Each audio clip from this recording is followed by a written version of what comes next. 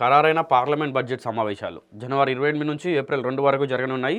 తొలి రోజు ఉభయ సభలను ఉద్దేశించి రాష్ట్రపతి ప్రసంగం. ఇక 29న ఆర్థిక సర్వే ప్రవేశపెట్టనున్న కేంద్రం. యథావిధిగా ఫిబ్రవరి 1న బడ్జెట్ ప్రసంగం ఉంటుంది. వివరాలు వెల్లడించిన కేంద్ర మంత్రి కిరణ్ రిజిజు.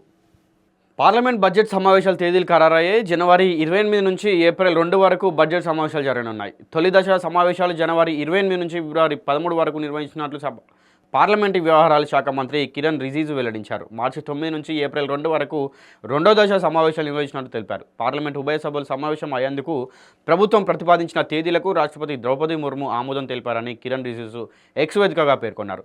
తొలి రోజైన జనవరి 28న రాష్ట్రపతి ప్రసంగం ఉంటుంది. 29న ఆర్థిక సర్వే ప్రవేశపెట్టనున్నారు.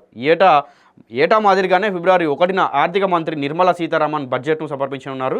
కాగా ఆ రోజు ఆదివారం కావడంతో సమావేశ తేదీలపై గత కొన్ని రోజులుగా సందిగ్ధత నెలకొంది. ప్రభుత్వ తాజా ప్రకటనలతో ఆ చిక్కుముడి వీడింది. దీంతో ఆదివారమైన బడ్జెట్ యథాతథంగా ప్రవేశపెడతారు.